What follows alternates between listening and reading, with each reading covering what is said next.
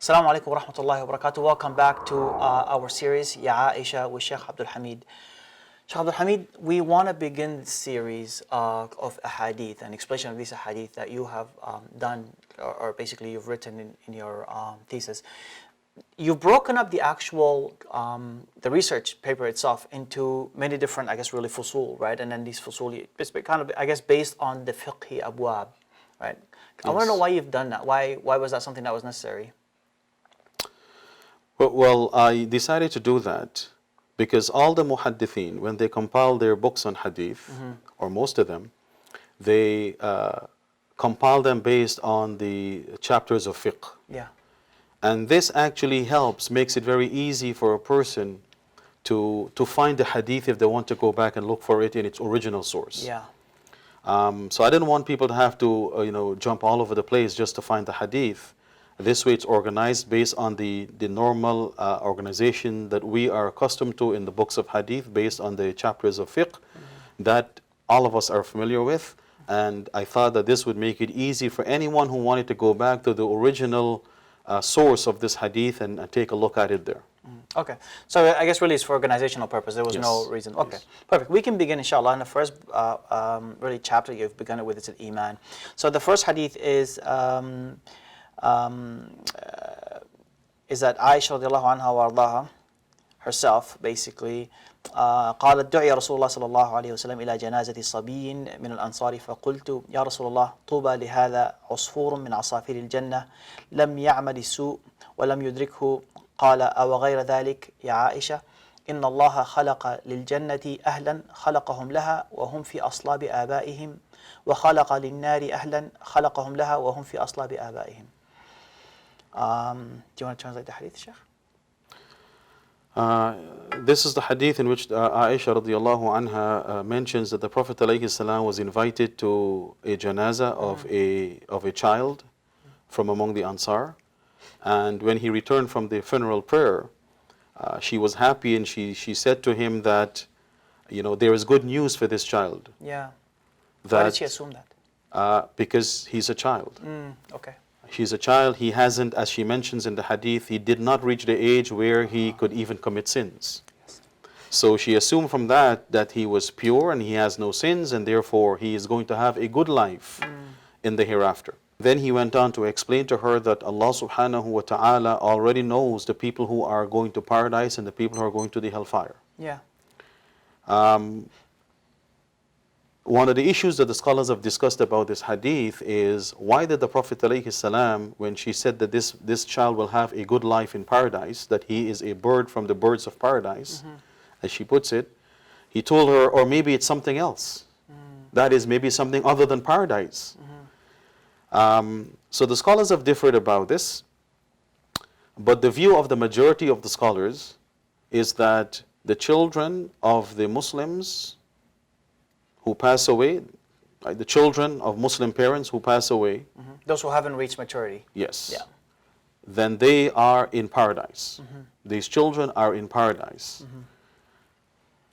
How about non-Muslims? We'll come to that. Okay. Why do they say this when this hadith seems to be saying, well, we shouldn't be saying that? Right? The hadith, as some scholars say, actually indicates that one should not be quick to give judgment as to whether a child who has not reached the age of puberty is in paradise or the hellfire. But they say no, we have other hadith also in the Sahih that clearly indicate that the children whose parents are Muslims, children who die before maturity and whose parents are Muslims, they are in paradise. And they've explained this hadith. They've said, number one, it could be that the Prophet ﷺ wanted her not to rush to pass this kind of judgment. Because after all, in as much as we know that a child has no sin, at the end of the day, we are not the judge. It is Allah subhanahu wa ta'ala who is the judge. Yeah. And He will judge people on the day of judgment. It is not our mandate at all to judge anyone. So despite the fact that we do have some information in the Quran and in the authentic Sunnah, we still should not put ourselves in that position where we are passing off as judges per se. And the second answer that they have given to this hadith, they say perhaps he said this to her before it was made clear to him that the children who pass away before puberty, whose parents are Muslims, will be in Jannah for sure. Do we have another hadith that So would be? when he knew this for sure, then he informed everybody that, look, if your child does pass away, and the other hadith is also in in both Sahih, Sahih al-Bukhari and Sahih Muslim. The Prophet ﷺ, he said that whoever has 3 children who passes away before the age of purity will enter paradise. So we do have the evidence, the authentic evidence to prove that the children who pass away before maturity, whose parents are Muslims, will be in Jannah.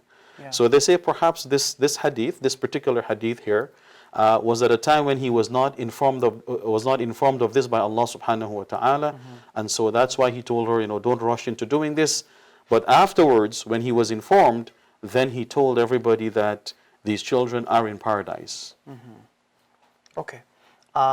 So how about the children of non-Muslims? How about the children of non-Muslims? This is also another very, very interesting Debatable, question. Again, the scholars have differed somewhat on this issue. So there are some scholars who say that, well, they will follow their parents. So that would mean that if their parents never embraced Islam, then, and the parents are in the hellfire, then the children will automatically be in the hellfire. There are other scholars who say that Allah subhanahu wa ta'ala, He knows best what these children would have become if they had matured. Yeah. And He will judge them based on that, Yeah. based on His knowledge of what would have happened, per se. The third view among some scholars is that Allah subhanahu wa ta'ala, on the Day of Judgment, with the children of the non-Muslims, He will cause them to mature, grow up and mature, Yeah. and then He will test them, let them make choice, and then He will judge them based on that choice. And then the fourth view, which is the view of the majority anyways, is that even the children of the disbelievers, the children who die before maturity or puberty, whose parents are not believers, even they will be in paradise. And they use as their evidence another authentic hadith in the Sahih. When the Prophet ﷺ went on the Isra and Mi'raj, in the 7th heaven, he passed by Ibrahim alayhi salam. And he said that around Ibrahim alayhi salam, there were children of people's children. He used the term people, awladun nas. And the companions asked him in this hadith, even the children of the disbelievers? And he said yes, even the children of disbelievers. So this hadith is clear that even the children of non-Muslims who happen to pass away before puberty, that they're also in paradise. These scholars also argue that the reason for this is that these children passed away before they reached the age where they could accumulate any sin, where they could be responsible and accountable for any sin. Therefore, they died sinless, per se. And if someone is sinless, then they have committed no sin, and therefore they cannot be sent to the hellfire. What is your opinion, Sheikh? Like, what would you think?